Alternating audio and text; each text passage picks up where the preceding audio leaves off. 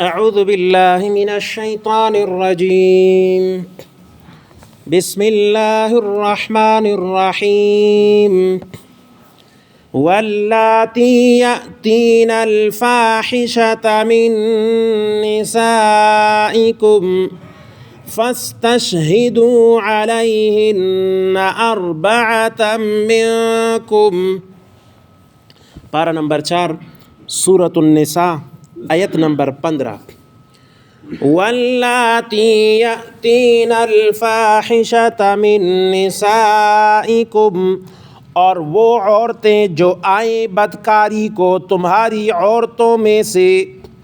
فاستشہدوا علیہن اربعۃ منکم، پس گواہی لو تم ان پر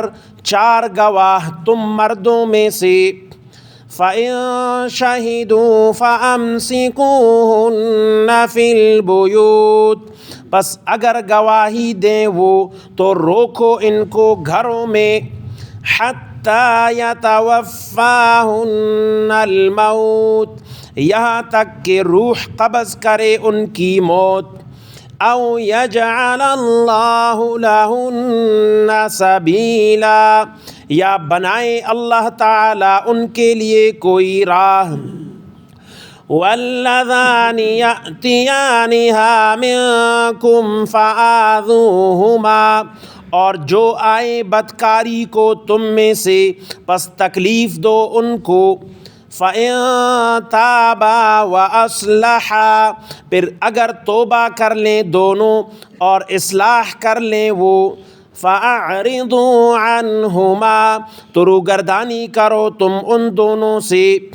إِنَّ اللَّهَ كَانَ تَوَّابًا رَحِيمًا، بے شک اللہ تعالی توبہ قبول کرنے والا رحم والا ہے۔ دا دی سورۃ النساء اتم نمبر حکم دا۔ ابتدانا اللہ جل شانہ مختلف احکامات چھ دیر تعلق ستی دیر رعایاو سرا کم احکامات تعلق ستی دیغی بیان شروع فرمائلو۔ اول حکم و ٹھولو نپیلا دویم نمبر آیت کی وآتوا الیتاما، یتیمانو تا حق ورکوئی۔ دویم حکم وَإِنْ خِفْتُمْ أَلَّا تُقْسِطُوا فِي الْيَتَامَى فَانكِحُوا مَا طَابَ لَكُم مِّنَ النِّسَاءِ مَثْنَى وَثُلَاثَ، دویم حکم وہ۔ دریم وَآتُوا النِّسَاءَ صَدُقَاتِهِنَّ نِحْلَةً، سلورم وَلَا تُؤْتُوا السُّفَهَاءَ أَمْوَالَكُمْ، او پنجم لِلرِّجَالِ نَصِيبٌ مِّمَّا تَرَكَ، اور شپگم یوصیکم اللہ فی اولادکم، اوم ولکم نصف ما ترک۔ نن والا آیت مبارکہ کی دا اتم نمبر حکم دا۔ اللہ جل شانہ فرمائی واللاتی یأتین الفاحشۃ من نسائکم، اغا خزے چی رتلن وہ کی، فاحشانہ مراد زنا دا بدکری دا، رتلن وہ کی بدکری تا من نسائکم دی تاسو خزونا۔ نسائکم کم ضمیر مسلمانو ترجی دا، نو دے کہ مفسرین فرمائی چی دینا مراد دے مسلمانو خزی دی، چی دے مسلمانو خزی زناو کی، فاستشہدوا علیہن اربعۃ منکم، نو تاسو گواہان طلب کئی پدوی بندی سلور گواہان منکم دے تاسونا۔ فَإِن شَهِدُوا، کچھری سلور کسان ور بندی گواہی ہو کی، فَأَمْسِكُوهُنَّ فِي الْبُيُوتِ، بیدا خزی پخپلو کرونو کی وساری کی، حتی یتوفاہن الموت، تردی پوری چی دوی تا مرگ راشی، او یجعل اللہ لہن سبیلا، یا اللہ پاک دوی تا لیار رو بسی۔ دا آیت مبارکہ حکم اعتبار سرا دیکھے ابہام دا مجمل دا حکم، بیا بعد کہ اللہ جل شانہ لکا اللہ پاک فرمائی او یجعل اللہ لہن سبیلا، یا دوی دی پارا بل لیار رو بسم، بیا بعد کے 88 پرے کے سورۃ النور کے حکم رغلا تفصیلی حکم التبی حکم موجود دا۔ اس دغا آیت مبارکہ کے چند مسائل دی چی دی فقہ سر تعلق ستی۔ اول مسئلہ دغا دا واللاتی یأتین الفاحشۃ من نسائکم، چی دی تاسو مسلمان و خزونا یو خزرتلن وکی پو زنا سرا، نو اغی بندی گواہی دا۔ من نسائکم کی دیتا اشارہ دا چی کفار و زناناو تبو پو زنا بندی پو اسلامی مملکت کے حد نہ لگی، کافر خزا دا، خپل کفار و سر زنا کی یغوی دی نکاح مکلف ندی، خو هغه مطلب د زنا دا نه ده کنه چې برملا بو کې خپل پټ کې هغه سره د مسلمانو کار نشته، اسلامي ریاست ویلې نه وي، کافر زنانا ته بو چې کافر ده که زنا ته رتله نو کی زنا وینه صادره شي هغې ته به اسلامي حد نه لګي ځکه هغوی مسلمان نه دي. او دویم الله پاک حکم فرمایي چې بیا کله دوی رتلن وکي په زنا سره بیا هغې دپاره څه رد عمل به څه وي فاستشهدوا علیهن اربعة منکم نو تاسو ګواهان طلب کوي په دوی باندې 4 ګواهان منکم د تاسو نه. دلته کې مسئلہ په د منکم کې ده. لفظ منکم تم مسلمان مردوں میں سے، منکم دینا مراد مسلمان هم دی، د مسلمان خلاف د کافر گواہی نه قبلیږي. یو مسئلہ ده. دویم الله پاک فرمایي چې 4 کسان به مقرر وي. د زنا رجم د سزا نه علاوه دغه حد نه علاوه هر معاملې کې اسلام قرآن کریم 2 گواهان طلب کوي. زنا کې 4 طلب کوي. مفسرین فرمایي چې دې کې چونکې د مسلمان ذات او د مسلمان عزت ابرو والا ډیر لوی حساسه معامله ده، د وجنه 4 گواهان به طلب کیږي. 4 گواهان به گواهی کوي او دا 4 گواهان په د منکم کې، منکم نه مراد چې مسلمان بم وي، عاقل بم وي، بالغ بم وي، حر بم وي. حر نه مراد آزاد غلام بم وي، مخکې زمانه کې غلامان وو. او فاسق او فاجر به هم نه وي چې په چا باندې څوک گواهی کوي د زنا والا دا به خپله فاسق فاجر نه وي. د فاسق لاند تعریف چې مجمع کې خو هر قسم خلک وي څوک محسوس نه کی. ما پرون تعریف کړو فاسق هغه چاته ویلی شي چې د ګناه کبیره ارتکاب باندې دوام کوي. ګیره لري کوونکا شرعاً دا فاسق د چا ذات ته نه کنه مسله بیانوم. ګیره مستقل ستن واجب دی کنه، یو سړی مستقل ګیره شټ کوي یا لري کوي د شرعاً فاسق حکم کې ده، نو د گواهی زنا معاملې کې نه قبلیږي. نو مسلمان بوي، عادل بوي، فاسق بنوي، گناه کبیره مرتکب بنوي، حر آزاد بوي، غلام بنوي، او مرد نرینا بوي، خزه بنوي. د خزه گواهی په حدود الله کې نه چلیږي، خزه بنوي، سړی بوي. بیا الله پاک فرمایي فإن شهدوا بیا کچری دوی گواهی وکي او زنا متعلق.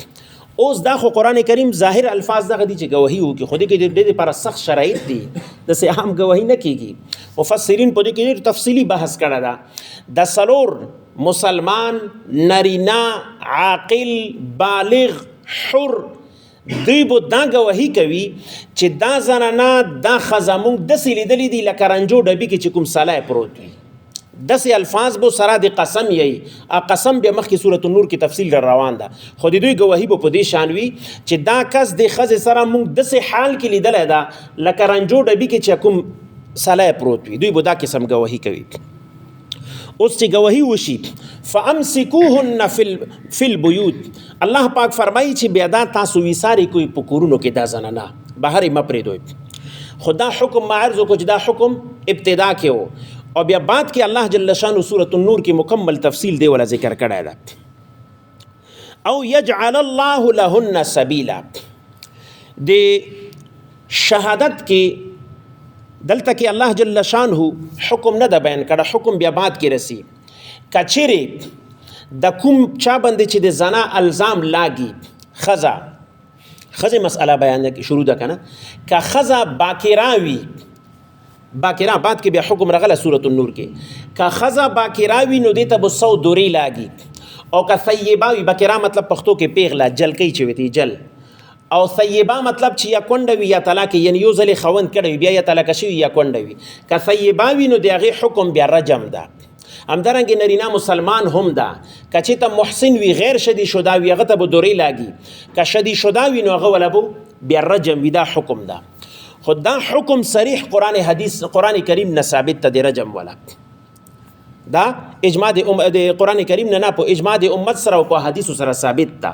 چې محسن وي، شادي شده وي او د زنا وکي نو د هغه ولا سزا بیا صرف اور صرف رجم ده. او د رجم د پاره چې د کوم شرایط بیان شو الله جل شانو کوم بیان کړي فإن شهیدو کې چې ما بیان کو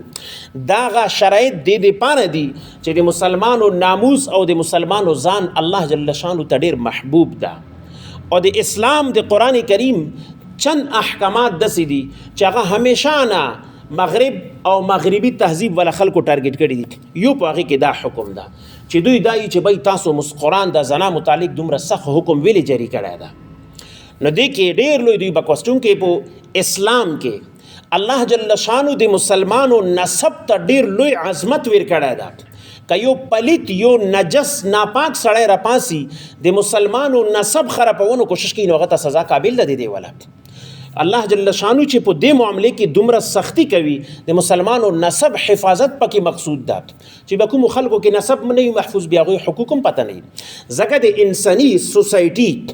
معاشرتی زندگی طرز زندگی کوم مونږ تیرو د احترام الوی چې مسلمانو کې نسب محفوظ وي زبو د خپل بچی ته چې کوم مقام ورکوم کوم عظمت ورکوم کوم احترام کوم مینه وسره کوم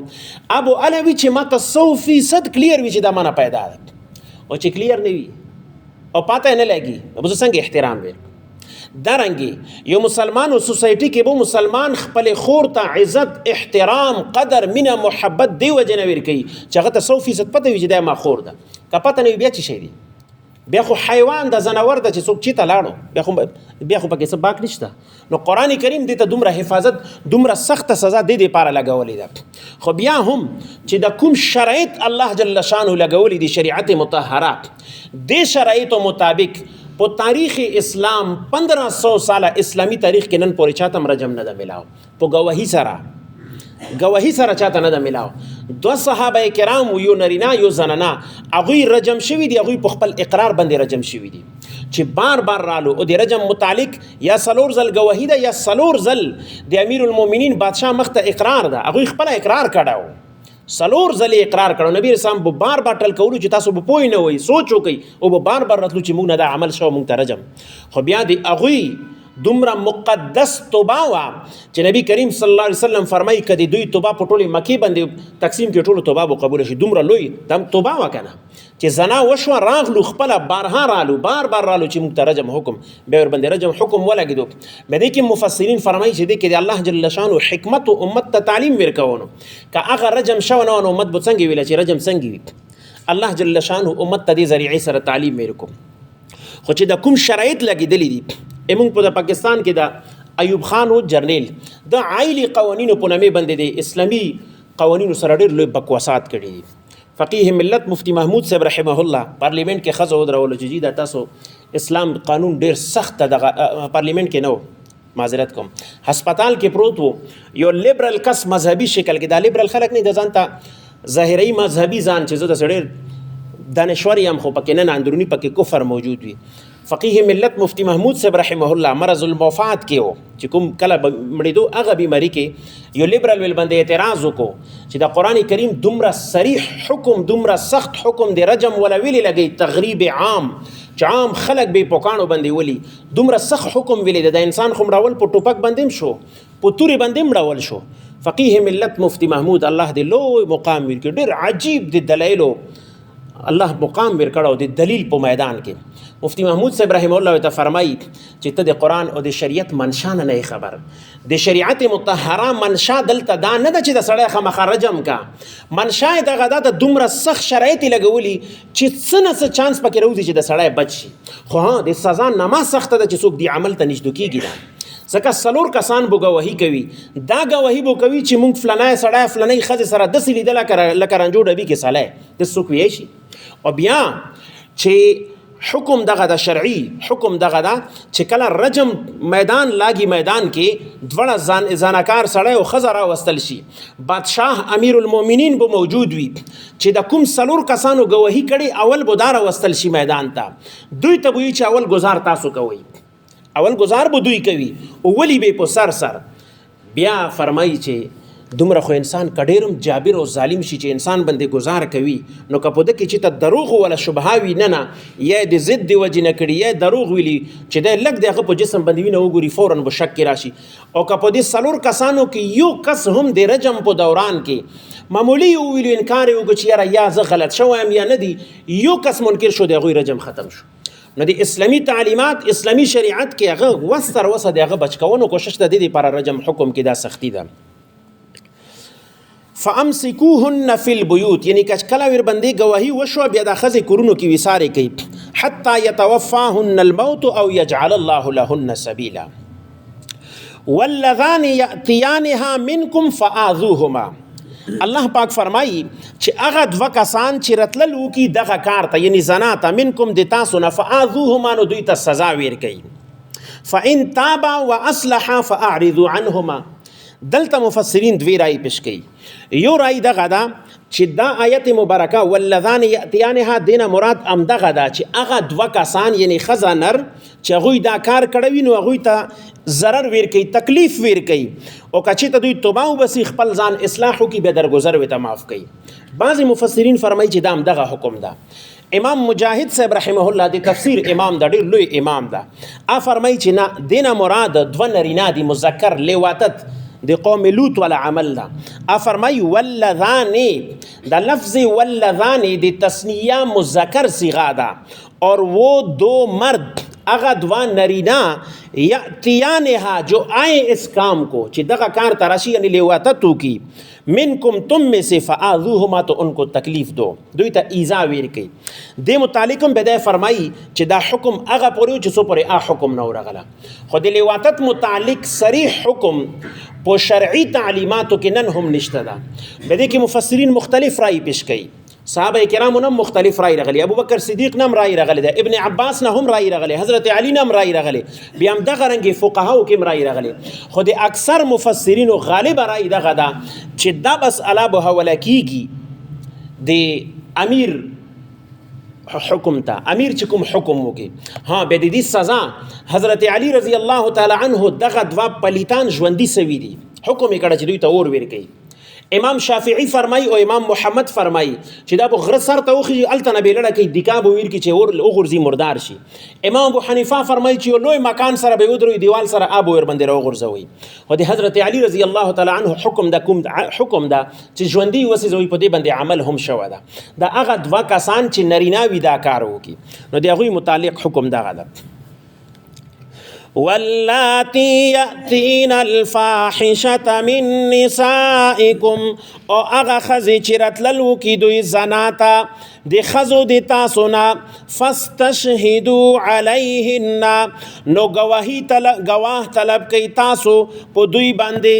اربعتا منکم سلور گواہان دی تاسونا. گوری دی اسلامی تعلیمات ڈائریکٹ دا سے حکم نہ دا. اول اللہ جل شانہ اسلامی تعلیماتوں کے دے زنا روک تام دے پارا پو معاشرے کی مکمل احتیاطی تدابیر کری دی. لکہ حکومت چیو پراجیکٹ روباسی عوامو دے فائدے دے پارا نو دے اول دے اغی تمہیدات عوامو تمخی کی چی بھائی مونگ دا پروگرام دا دے بو دا فوائد وی دا شرائط وی دا غرنگی اللہ جل شانو پو مسلمان و سوسائٹی کی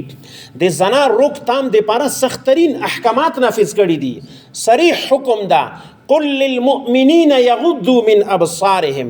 اے نبی دا ایمان والا سړیو ته وایه چې دوی د خپل سترګې لاندې ساتي، په روډ چې رواني به د په سترګو په ښځو پسې هغړې د غړې نه ګوري. همدغه رنګې وقل للمؤمنات یغضضن من ابصارهن، مسلمانو ښځو ته هم وایه چې دوی د خپل سترګې لاندې ساتي. اکثر دغه شی چې واقع کېږي سترګو نه دا مرض لاحق کېږي که نه چاکه چې جذبات بڑکو کیږي د عریانی فحشي والا سترګو استعمال ټولو نه پیله کیږي. الله جل شانو په دې باندې حکم لګولی ده چې دا مه کوئ. دویم ښځه چې بې پردې کور نه راوځي په هغې باندې خپل حکم ده لعنت. نبی کریم صلی الله علیه وسلم لعنت ویلی ده په هغې زنانه باندې چې ا د کور نه بهر راوځي او داسې پوزیشن کې راووتې وي چې د دې اندامونه ښکاري یا دې سپری او تیلې لګولي چې هغې وجې نه خلکو ته محسوسیږي یا د چپلو داسې چپل یې اچولي داسې سنډل چې هغې ټک ټک آواز وي خلک ځان طرف ته متوجه کوي یا لباس یا چال چلن یا خوشبوئی یا داسې پیزان یې اچولي چې خلک ځان طرف ته متوجه کوي. پیغمبر په دې باندې لعنت یي چې څو پرې دا کور ته واپس نه راغلي. نو که زنانه خپل ناموس محفوظ ستی، لباس دې محفوظ واچوي او سپری دې نه لګوي، عطر دې نه لګوي، پیزار دې داسې واچوي چې دې طرف ته څوک نه متوجه کېږي، نو کله به هم سړی زنا طرف ته نشي لاړ. هغه ته به موقع نه میلوېږي. چې سړي ته موقع میلوېږي نو زنا کوي، او چې ښځه موقع ویر نه کړي نو سړی خو خپله زبردستي نشي کولی. نو دی وجه نه الله جل شانو په زنا روک تام دې پر اول ټول سرحدات محفوظ کړي دي، این بعد دغه سخته سزا ده. فاستشهدوا نو گواهان طلب کئی علیہن پدی خزو باندی اربعتا منکم سلور گواهان دی تاسو سڑیونا فإن شهدوا بیا کچری دوی گواهیو کی فامسکوهن نو ویساری کئی دا خزی فی البیوت پکرونو کی حتی یتوفاهن الموت تردی پوری چی روح قبض کی دی دوی ولا مر گئے او یجعل اللہ لہن سبیلا یا وگر زوی یا جوڑ کی اللہ پاک دوی دے پارا سلیار بیلیار پا سورة النور کے راغ 18 سپارے کی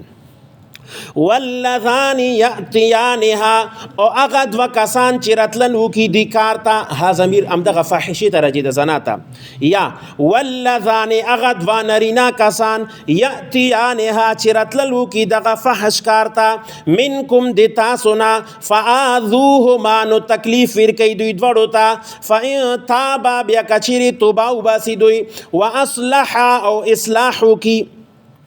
خو گوری دا حکم بیا اس موجود نہ دخا بعد کی بیا امت اجماع شتا اس کا دو کسان آیت ظاہر نہ خدا معلومیږي چې دو کسان لوتیان ویلې وته تو کی او چې مونږ توبه وبسله توبه نشته دا توبه آخرت دی پاره وبس چې التنه دی الله بچ کی دنیا کې کوم حد موجود دا ابو جری کیږي یو زناکار زنا وکړه او وی چې ما توبه وبسله حد کله هم په زنا سره نه په توبه سره نه مفکیږي دی بندزان پوي کوي حدود الله چې کوم الله مقرر کړی دي دغه سزاوانه د غلاس کټ کول شو د زناکار رجم کول شو د ډکو قتل کول شو چې د کوم حدود الله قرآن او حدیث کې بیان شوی دي دا توبې سره نه معاف کیږي توبې سره به د آخرت سزا معاف کیږي دنیا کې به په هر صورت په د باندې حد جاری کیږي کچا غلا وکړه به دا وایي چې جی ما په خناکابه کې توبه او خناکابه کې نه چې جنت کې بس لاس به د دنیا کې چی زنا دی وکړه دنیا کې بوتا ته سزا لاګي که غیر محسن وي 100 کوړي بولاږي که محسن وي نو رجم کیږي بو نو دغه د آیت ظاهر نه خدا معلومیږي چې توبه وبسي بیا معاف ده نه دغه آیت بیا بعد کې په 18 سپاره کې تفصیلا راغله سورۃ النور کې فإن تابا بیا کچری توبه وباسي دوی واصلح او اصلاح کی فاعرضوا درگذر کوي تاسو عنهما دی دوی دواړو ان الله کان توابا رحیما بشکا الله پاک تو بھی قبل ان کیدا اور رحم والا دا اللہ دی بوکا امین الحمد للہ رب العالمین الصلاة والسلام على رسوله محمد وعلى آله وأصحابه أجمعين اللهم ربنا آتنا في الدنيا حسنة وفي الآخرة حسنة وقنا عذاب النار